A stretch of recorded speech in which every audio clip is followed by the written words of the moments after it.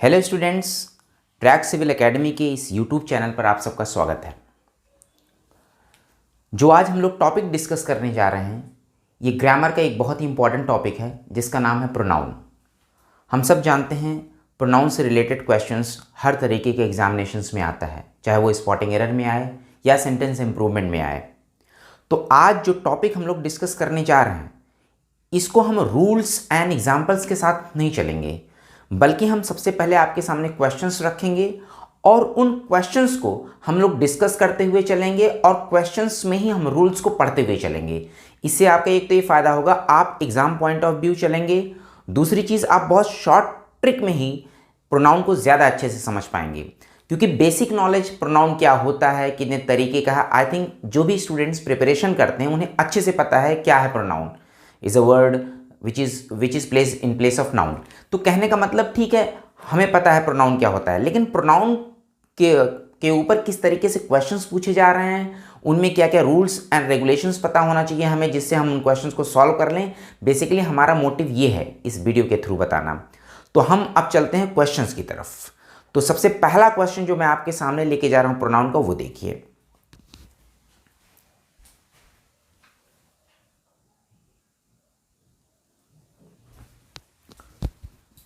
तो पहला क्वेश्चन देखिए, बोर्ड पे आपके सामने है, you and me will go to Mumbai together. अब एक चीज़ देखिए, हमें पता है कि नाउन की जगह पे हम प्रोनाउन यूज़ करते हैं। इसका मतलब प्रोनाउन हमारा वर्ब का सब्जेक्ट या वर्ब के ऑब्जेक्ट की तरह काम करता है। अब हमें ये देखना है वर्ब क्या है। फ्यूचर टेंस में विल गो, गो हमारी मेन वर्ब है। अब एक्शन करने वाले कौन कौन है? You and me, you and मी। अब ज़रा दिमाग लगाइए, थोड़ा सा सेंस आप लगाइए कि जो एक्शन करेगा वो सब्जेक्ट होगा कि वो ऑब्जेक्ट होगा। चूंकि यहाँ कौन कौन मुंबई जा रहा है? यू एंड मी। तो यहाँ दो लोग मुंबई जा रहे हैं, यानी कि दोनों सब्जेक्ट हैं। फिर भी अगर आप देखिए तो यहाँ पे मी ऑब्जेक्टिव केस में लिखा है, यू सब्जेक्टिव केस भी होता है, यू ऑब्जेक्टिव केस में भी होता है। अगर देखा जाए तो दोनों पर्सनल प्रोनाउन है। अब यहाँ पे छोटी सी हम चीज़ समझा दें आपको। अगर हम पर्सनल प्रोनाउन की बात करते हैं,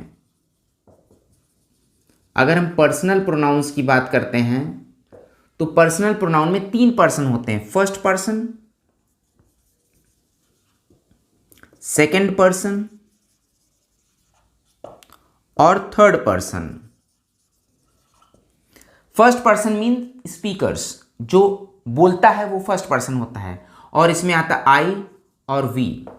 सेकेंड पर्सन जो सिर्फ सुनता है, इसमें प्रोनाउन आता है यू। थर्ड पर्सन जिनके बारे में बात की जाती है, उनमें आते हैं ही, शी, इट और दे। अब याद रखिएगा, आई के जितने भी केस हैं, चाहे आई हो, चाहे मी हो, चाहे माइन हो, चाहे माई सेल्फ हो, ये सब फर्स्ट पर्सन माने जाएंगे। वी, अस, आर्स या आर सेल्स, ये सब फर्स्ट पर्सन है। अब सेकंड पर्सन में यू, इसका ऑब्जेक्टिव केस भी यू, इसका पॉसेसिव योर्स और इसका रिफ्लेक्सिव योर सेल्फ या योर सेल्फ्स, डिपेंड करता है। अगर यू अकेला है, एक को इंडिकेट कर रहा है तो योर सेल्फ आएगा। अगर यू से कई लोग इंडिकेट हो रहे हैं तो योर सेल्फ आएगा।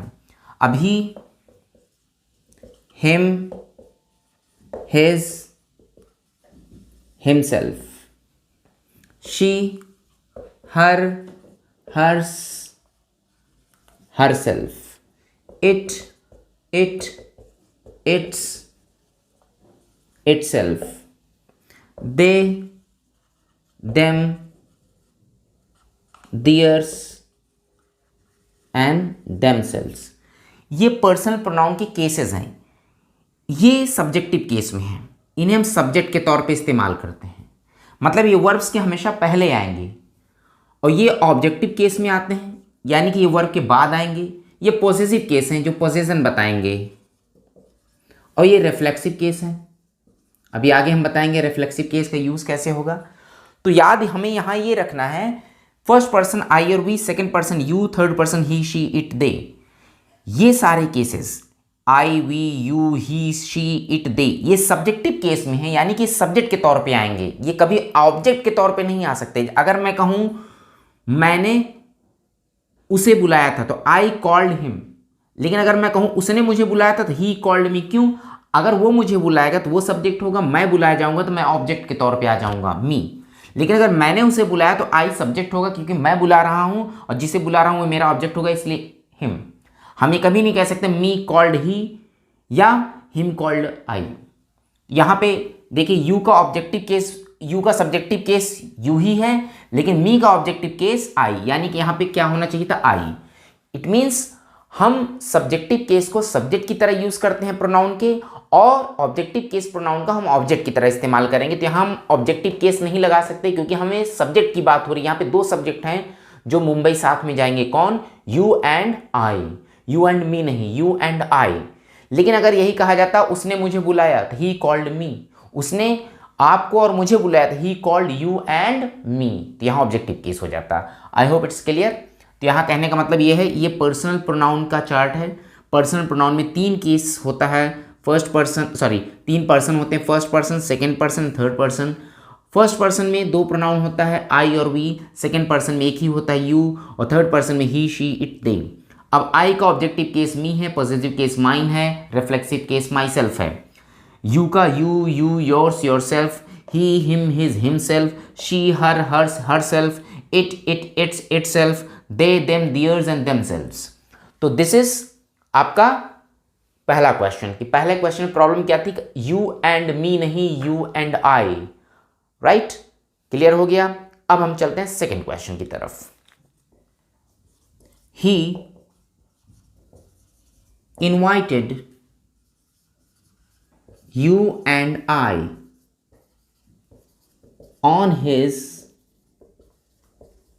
birthday। अब गौर करिए यहां पे, अभी मैंने आपसे कहा था कि सब्जेक्टिव केस सब्जेक्ट के तौर पर, ऑब्जेक्टिव केस ऑब्जेक्ट के तौर पर, वर्ब के पहले सब्जेक्टिव केस आते हैं, वर्ब के बाद ऑब्जेक्टिव केस में आएगा प्रोनाउन। अब what he did, he invited, ये आपका वर्ब है। वर्ब के पहले ही देखिए सब्जेक्टिव केस में है, बिल्कुल सही। लेकिन अब वर्ब के बाद जो प्रोनाउन आएंगे वो किस केस में आएंगे, ऑब्जेक्टिव केस में आएंगे। और यू का ऑब्जेक्टिव केस क्या होता है, यू, लेकिन आई का ऑब्जेक्टिव केस होगा मी, यानी कि यहां आई की जगह क्या होना चाहिए, मी। सेम पहले वाले क्वेश्चन पे ही सेकेंड क्वेश्चन भी बेस्ड है, बट वो सब्जेक्टिव केस में समझाया गया था, ये ऑब्जेक्टिव केस के लिए है। वो सब्जेक्ट के तौर पे था, ये ऑब्जेक्ट के तौर पे। कहने का मतलब जो इनवाइट कर रहा है वो थर्ड पर्सन है, ही, वो सब्जेक्ट है, बिल्कुल सही है। लेकिन जिसे जिसे इनवाइट किया गया उसके लिए तो ऑब्जेक्टिव केस लगना है। तो उसे इनवाइट, किसे इनवाइट किया गया, एक तो आपको, यू, और एक मुझे, एंड मी। फिर से वही रूल अप्लीकेबल है यहाँ पे कि वर्ब के बाद ऑब्जेक्टिव केस आता है, तो वर्ब के बाद यू एंड मी यहाँ पे होगा, ना कि यू एंड आई, क्योंकि यू ऑलरेडी ऑब्जेक्टिव केस में है। अब यहाँ पे आई की जगह मी हो जाएगा।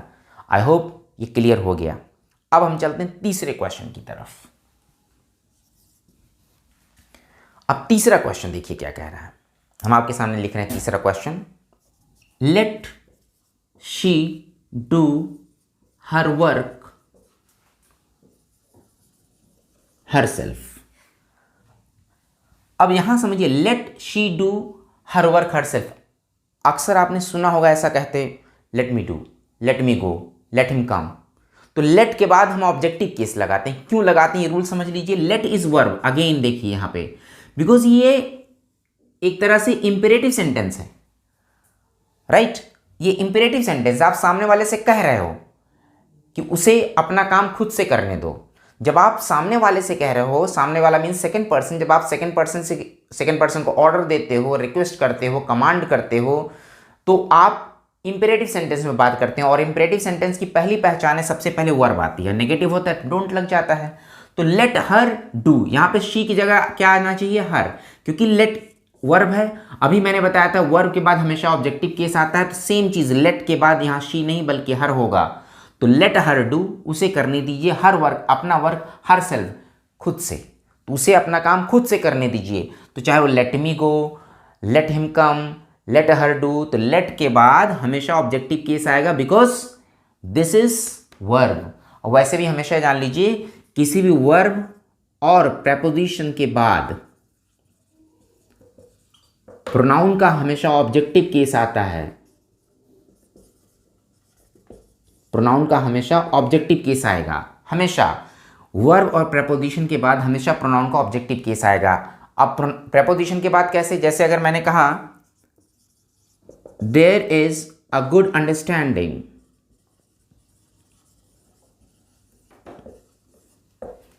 बिटवीन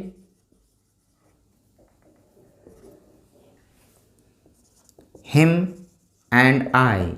अब देखिए बिटवीन प्रेपोजिशन है, इसके बाद हिम एंड आई नहीं, हिम एंड यहाँ आई की जगह क्या हो जाएगा, मी, क्योंकि अभी हमने पढ़ा कि प्रेपोजिशन और वर्ब दोनों के बाद हमेशा ऑब्जेक्टिव केस आएगा।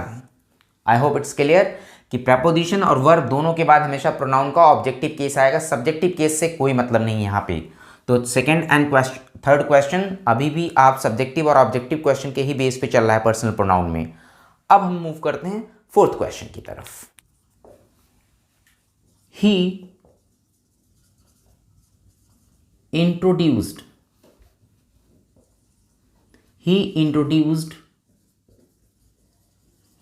before the manager.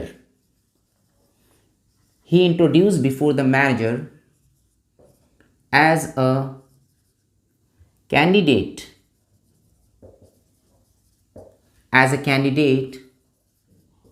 for the interview.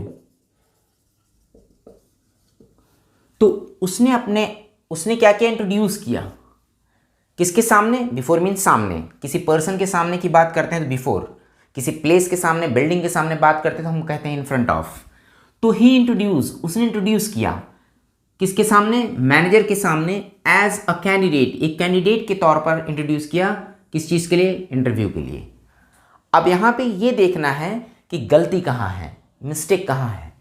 तो हमेशा याद रखिएगा इंट्रोड्यूस अगर अपने साथ कोई ऑब्जेक्ट नहीं लिया है तो देखना है कि ऑब्जेक्ट की ज़रूरत है कि नहीं। पहले यहाँ ही इंट्रोड्यूस्ड, उसने इंट्रोड्यूस किया, किसे इंट्रोड्यूस किया, अगर वो मैनेजर के सामने गया इसका मतलब उसने अपने आप को बताया होगा ना कि मैं कैंडिडेट हूँ इंटरव्यू के लिए, यानी कि वहाँ पे कोई ना कोई ऑब्जेक्ट है और यहाँ पे ऑब्जेक्ट वो खुद है, सब्जेक्ट, यानी कि ही इंट्रोड्यूस्ड हिमसेल्फ। यहाँ क्या वर्ड लग जाएगा, हिमसेल्फ, यानी कि रिफ्लेक्सिव प्रोनाउन। अब रिफ्लेक्सिव प्रोनाउन का रूल कैसे कैसे लगता है ये जानिए, रिफ्लेक्सिव प्रोनाउन। तो याद रखिएगा रिफ्लेक्सिव प्रोनाउन क्या होते हैं, अभी मैंने आपको बताया था। आई का रिफ्लेक्सिव प्रोनाउन होता है माई सेल्फ, वी का रिफ्लेक्सिव प्रोनाउन होता है आर सेल्फ्स, यू का होता है योर सेल्फ, ये मैं अभी आपको इसके पहले बताया था। ऐसे ही का हिमसेल्फ, शी का हर सेल्फ, दे का देम सेल्फ्स। तो रिफ्लेक्सिव प्रोनाउन लगता कब है ये जान लीजिए, किसी वर्ब का अगर सब्जेक्ट और ऑब्जेक्ट सेम है, सेम का मतलब हो गया सेम, जो सब्जेक्ट है वही ऑब्जेक्ट है, तो आपको वहां रिफ्लेक्सिव प्रोनाउन लगाना ही है। कहने का मतलब ही इंट्रोड्यूस कर रहा, इंट्रोड्यूस किसे कर रहा, अपने आप को इंट्रोड्यूस कर रहा है, यानी कि इंट्रोड्यूस होने वाला और इंट्रोड्यूस किए जाने वाला, इंट्रोड्यूस करने वाला और इंट्रोड्यूस किए जाने वाला सेम है। तो जब किसी वर्ब का सब्जेक्ट और ऑब्जेक्ट एक ही हैं तो वर्ब के बाद हमेशा हम रिफ्लेक्सिव प्रोनाउन लगाते हैं।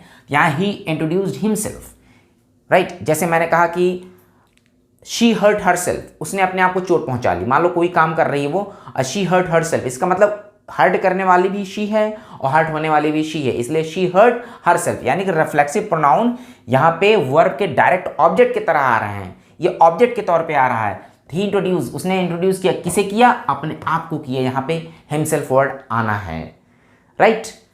तो ऐसे ही आपके रिफ्लेक्सिव प्रोनाउन से और भी क्वेश्चंस मैं आपके सामने डिस्कस कर रहा हूँ। नेक्स्ट क्वेश्चन की तरफ चलते हैं हम लोग। फिफ्थ क्वेश्चन देखिए, वी एंजॉयड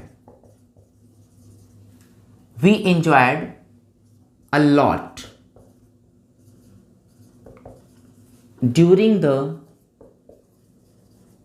लास्ट वेकेशन। अब कह क्या रहा है यहाँ पे, वी एंजॉयड, हमने एंजॉय किया, अ लॉट, बहुत एंजॉय किया, ड्यूरिंग द लास्ट वेकेशन, लेकिन हमने एंजॉय क्या किया, यहाँ ऑब्जेक्ट कहाँ है।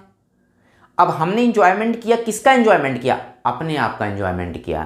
तो यहाँ एंजॉय वर्ड क्या लेगा, एक रिफ्लेक्सिव प्रोनाउन लेगा, और वी का रिफ्लेक्सिव प्रोनाउन क्या होता है, आर सेल्स, तो यहाँ आर सेल्स लग जाएगा।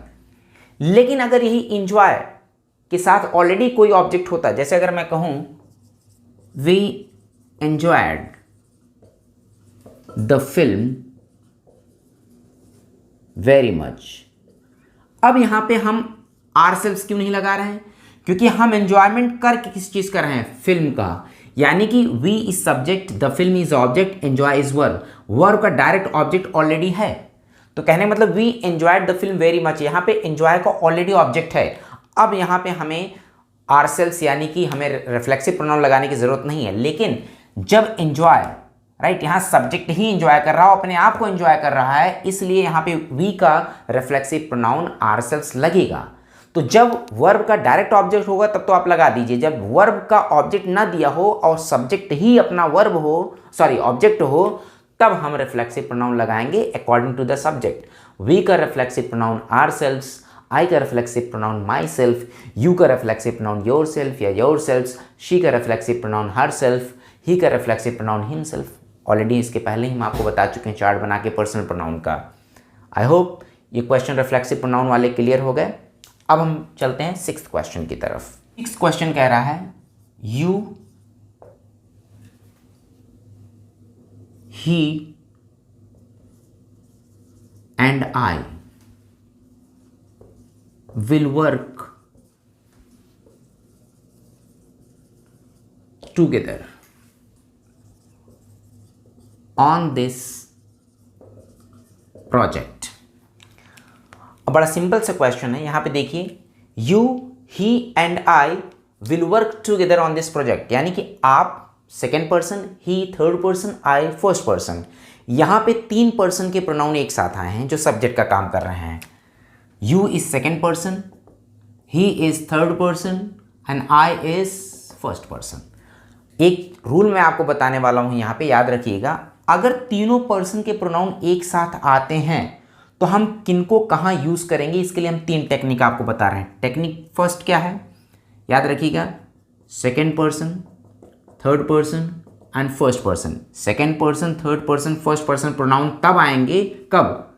If the pronouns are singular and sense is positive। अगर हम पॉजिटिव सेंस में बात करें, मतलब किसी नकारात्मकता की बात नहीं करें। पॉजिटिव का मतलब होता है जिसमें हम किसी पनिशमेंट की बात ना करें, किसी में हम कोई इंटरोगेशन किसी का किया गया है या किसी कंडेम किया गया, क्रिटिसाइज किया गया, जहां हम पॉजिटिविटी की बात करें, सेंस में पॉजिटिव हो। अगर सेंस पॉजिटिव है और प्रोनाउन सिंगुलर है, अगर सिंगुलर का मतलब है ही सिंगुलर है, we all know he, she, it singular होते हैं। अब आई सिंगुलर क्यों माना जा रहा है? ही के साथ आ रहा है, सिंगुलर माना जा रहा है। और वैसे भी आई सिंगुलर ही माना जाता है। यू सिंगुलर भी होता है, प्लूरल भी होता है, डिपेंड करता है किसके साथ आ रहा है। यहाँ पे अब ही आई और ही के साथ आ रहा है, इसलिए हम यू को सिंगुलर मानते हैं यहाँ पे।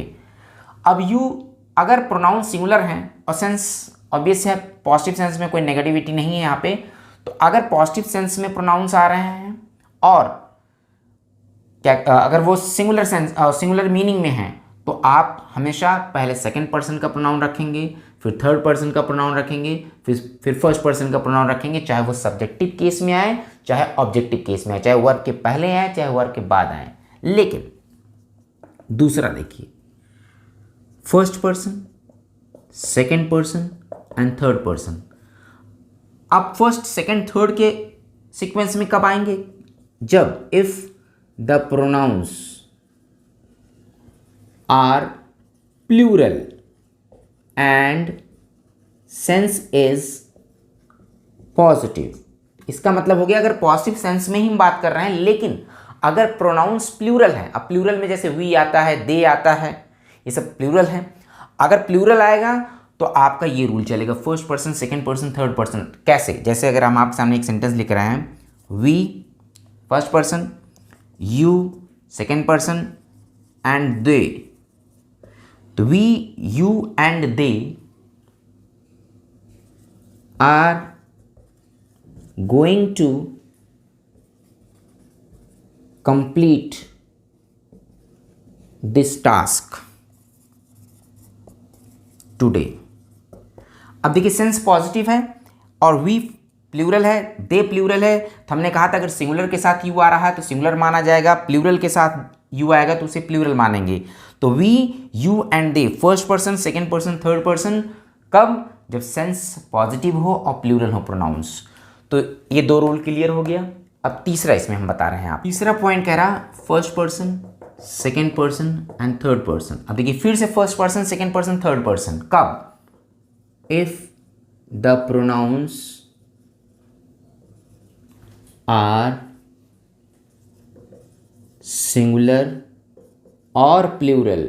अब चाहे सिंगुलर हो चाहे प्लूरल हो, and the sense is negative.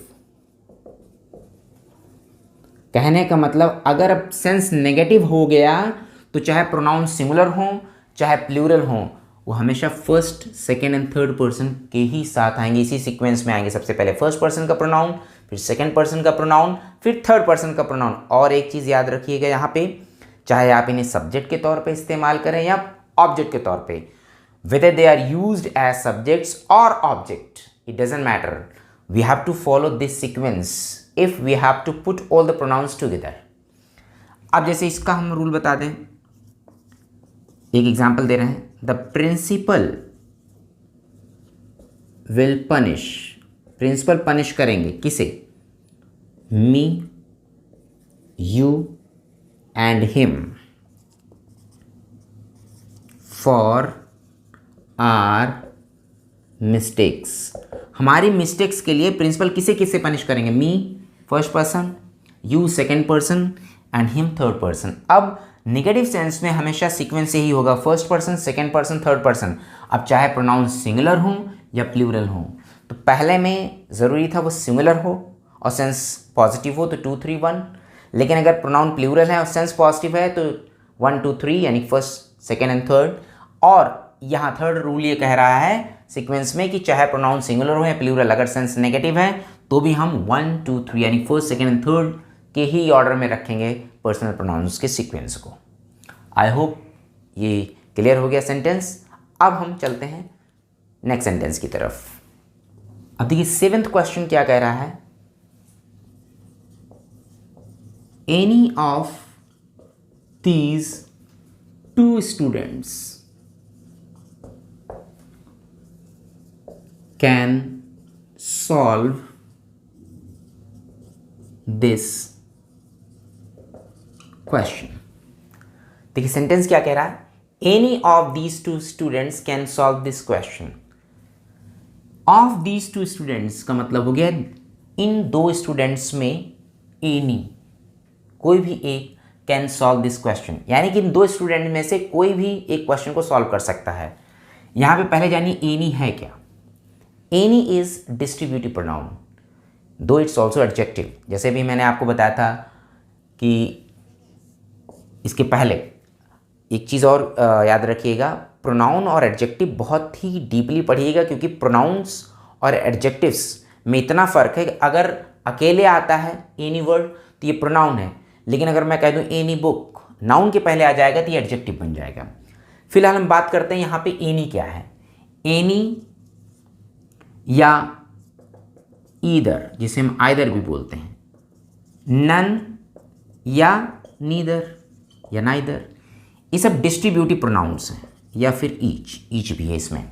These are distributive pronounce जो डिस्ट्रीब्यूशन बताते हैं किसमें से कितना।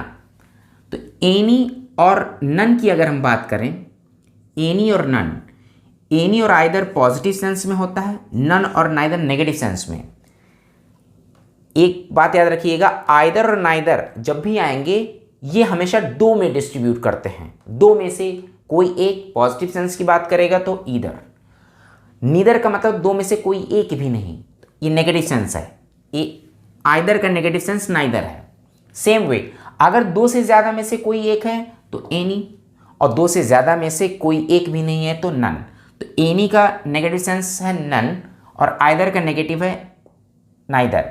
एनी का नन, आइदर का नाइदर। और ईच का मतलब होता है कई हो या कितने भी, उनमें से प्रत्येक, इंडिविजुअली सबकी बात करता है ये। तो यहाँ पे जो क्वेश्चन कर रहा है, कितने में से कितने की बात कर रहा है? ऑफ दीज 2 स्टूडेंट्स, 2 स्टूडेंटों में से कोई भी एक। तो हमने अभी कहा था पॉजिटिव सेंस में 2 में से अगर डिस्ट्रीब्यूट करेगा तो पॉजिटिव सेंस के लिए आता है ईदर, 2 में से, ऑफ द 2, दो में से, और नीदर का मतलब भी होता है ऑफ द टू। इसका मतलब ऑफ द टू, दो में से अगर किसी एक की बात करें तो ईदर, और दो में से कोई एक भी नहीं तो नीदर। अब यहाँ दो में से बात हुई है, ऑफ दीज टू स्टूडेंट्स, इन दो स्टूडेंटों में से कोई भी एक, तो यहाँ एनी की जगह आना चाहिए ईदर। ये डिस्ट्रीब्यूटिव प्रोनाउन है ईदर। तो दो में से कोई भी एक स्टूडेंट इस क्वेश्चन को सॉल्व कर सकता है, तो एनी की जगह यहाँ पे आएगा ईदर, राइट। अगर होता तीन स्टूडेंटों में से तो बिल्कुल सही था एनी। ऐसे ही अगर दो में से कोई एक भी नहीं तो नीदर, और कई में से कोई एक भी नहीं तो नन। जैसे हम अगला क्वेश्चन इसका लिख रहे हैं बोर्ड पे, ध्यान दीजिए।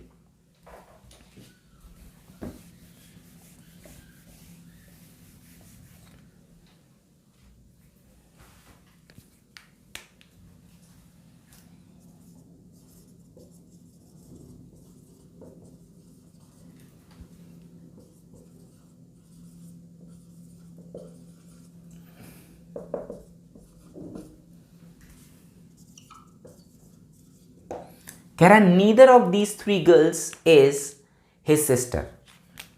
ऑफ दीज थ्री गर्ल्स, इन तीन लड़कियों में से नीदर, कोई एक भी नहीं है उसकी बहन। तो हमने कहा था ईदर और नीदर दो में से डिस्ट्रीब्यूट करता है, लेकिन यहाँ पे कितनी गर्ल्स की बात हो रही? Three girls. Of these three girls, इन तीनों लड़कियों में से कोई एक भी नहीं, तो दो में से कोई एक ईदर, दो में से कोई एक भी नहीं नीदर, लेकिन कई में से कोई एक एनी, और कई में से कोई एक भी नहीं नन। तो यहाँ नीदर की जगह क्या आ जाएगा? नन। यहाँ पे नीदर गलत है, यहाँ नीदर की जगह आना चाहिए नन। तो ईदर एंड नीदर, दो में से कोई एक या दो में से कोई एक भी नहीं, और कई में से कोई एक के लिए एनी, और कई में से कोई एक भी नहीं के लिए नन। तो ईदर, नीदर, एनी, नन, इनको याद रखिएगा। डिस्ट्रीब्यूटिव प्रोनाउंस में ये बहुत ही कंफ्यूज करते हैं। तो अब चलते हैं हम लोग नेक्स्ट क्वेश्चन की तरफ, 8th क्वेश्चन की तरफ। This is not my problem, but her. अब कह रहा है this is not my problem, ये मेरी प्रॉब्लम नहीं है, ये मेरी प्रॉब्लम नहीं है, बट बल्कि हर, उसकी है। अब यहां छोटी सी चीज मैं आपको समझाना चाहता हूं। पॉजेसिव एडजेक्टिव और पॉजेसिव प्रोनाउन, अभी जैसे कि शुरू में ही मैंने आपको बताया था, पॉजेसिव एडजेक्टिव और पॉजेसिव प्रोनाउन में फ़र्क क्या है। जैसे माई है, ये एडजेक्टिव है, जबकि माइन क्या है? प्रोनाउन है। आर, जिसे हम आवर भी बोलते हैं, our is adjective, but ours is pronoun. ये प्रोनाउन क्यों है, ये एडजेक्टिव क्यों है? जैसे देखिए हर एंड हर्स, ऐसे योर एंड योर्स। डिफरेंस क्या है possessive adjective and possessive pronoun में? ये जान लीजिए यूज में, कि पॉजेसिव जो एडजेक्टिव है ये हमेशा नाउन के साथ आएगा, यानी कि इनके बाद नाउन का आना तय है। कभी भी माई वर्ड अकेले नहीं हो सकता, दिस इज माई बुक। लेकिन पॉजेसिव प्रोनाउन के बाद अगर नाउन आपने लगाया तो ये गलत हो जाएगा, नाउन कभी नहीं आ सकता। जैसे this book is mine, meaning same है। ये देखिए मैं आपके सामने दो सेंटेंस लिख दे रहा हूं। This is my book. This book is mine. दोनों सेंटेंस का मीनिंग सेम है। फर्क क्या है? यहां पे my पॉजेसिव एडजेक्टिव है, नाउन के पहले आ रहा है, और यहां पे mine पॉजेसिव प्रोनाउन है, अकेले आ रहा है। वैसे भी प्रोनाउन नाउन के जगह पे आता है, ना कि नाउन के पहले आता है। नाउन के पहले जो आया हुआ एडजेक्टिव है, जो अकेले आया ये प्रोनाउन है। ये पॉजेसिव एडजेक्टिव है, ये पॉजेसिव प्रोनाउन है, ये डिफरेंस है, राइट। अब इसमें हम आपको एक क्वेश्चन और देते हैं, उसको समझ लीजिए।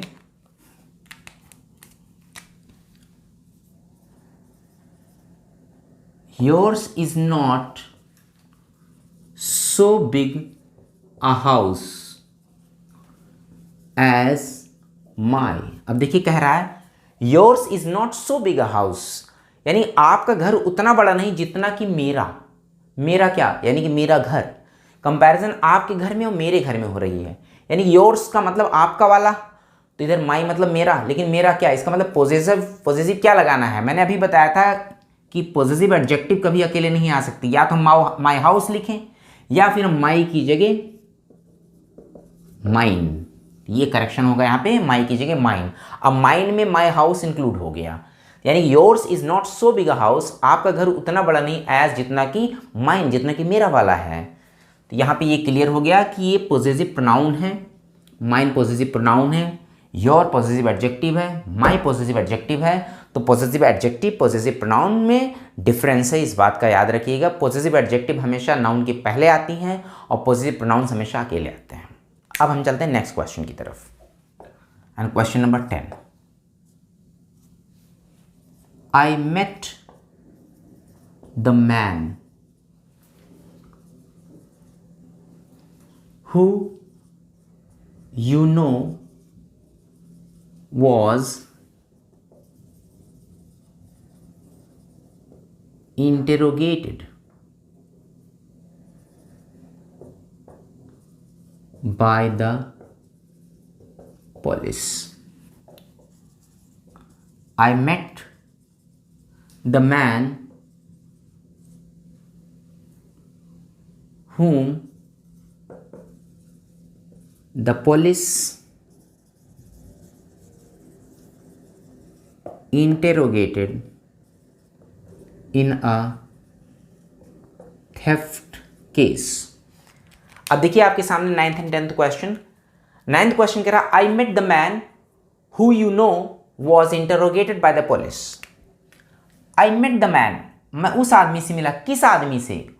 हु, अब हु तो सब्जेक्टिव केस है, ये एक्चुअली रिलेटिव प्रोनाउन है। हु, हुम, हुज, ये सब रिलेटिव प्रोनाउंस हैं। विच एंड दैट, हु, हुम, हुज, ये सब आते हैं पर्सन के लिए। विच या दैट आते हैं, विच आता है नॉन लिविंग के लिए और दैट आता है दोनों के लिए। That can be use for both living as well as non living. तो हु सब्जेक्टिव केस में के तौर पे आता है, हुम आता है ऑब्जेक्टिव केस के तौर पे, हुज आता है पॉसेसिव केस के तौर पे। अब यहाँ जो याद रखने वाली बात है वो देखिए, आई मेट द मैन, मैं उस आदमी से मिला, किस आदमी से? हु, हु मतलब होता है जो, और हुम मतलब होता है जिसे। तो जिसने, यू नो, आप जानते हो, तो जिसको आप जानते हो या जिसे आप जानते हो। पहले याद रखिएगा यहाँ पे एक चीज, यहाँ पे यू नो को जरा हटा के पढ़िए, फिर देखिए क्या कह रहा है। I met the man who was interrogated by the police. Police interrogate कर रही है, पुलिस सब्जेक्ट है, राइट, क्लियर। और किसको इंटरोगेट कर रही है? उस मैन को। बट ये पैसिव वॉइस में है, पैसिव वॉइस में ऑब्जेक्ट हमेशा सब्जेक्ट का काम करता है।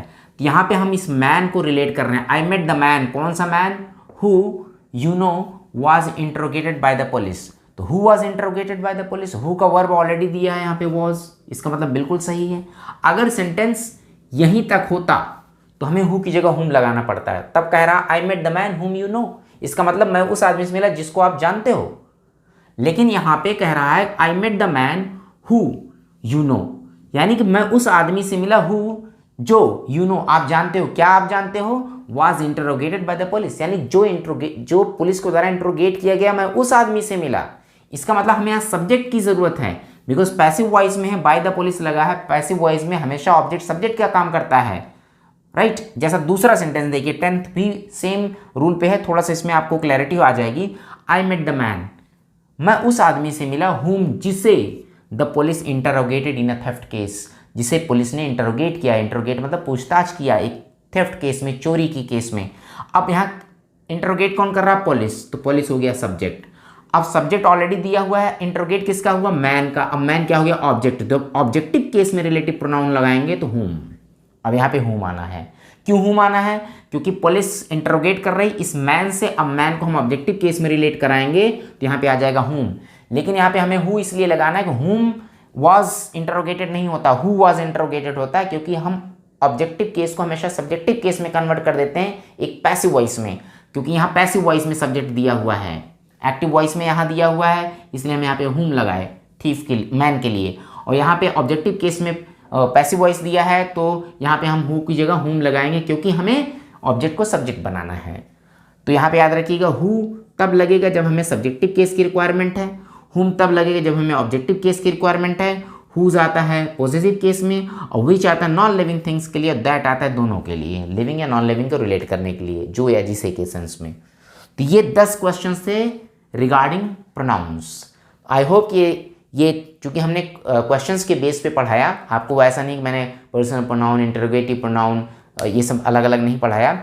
हम सिर्फ एग्जाम पॉइंट ऑफ व्यू आपको कुछ टेक्निक्स बताना चाहते थे कि सिंपल दीज आर 10 क्वेश्चंस के थ्रू हमने आपको कई टेक्निक्स बताई। और ये these are very important question that have been asked again and again in many examinations like SSC, bank and all. तो प्लीज़ आप इसको फिर से रिवाइज करिएगा, वीडियो बार बार देखिएगा और वीडियो को लाइक एंड सब्सक्राइब करना बिल्कुल मत भूलिएगा। फिर अगर आपको क्वेश्चन से रिलेटेड कोई भी डाउट है तो आप प्लीज़ कमेंट बॉक्स में लिखिए, I will give you the solution there. Thank you.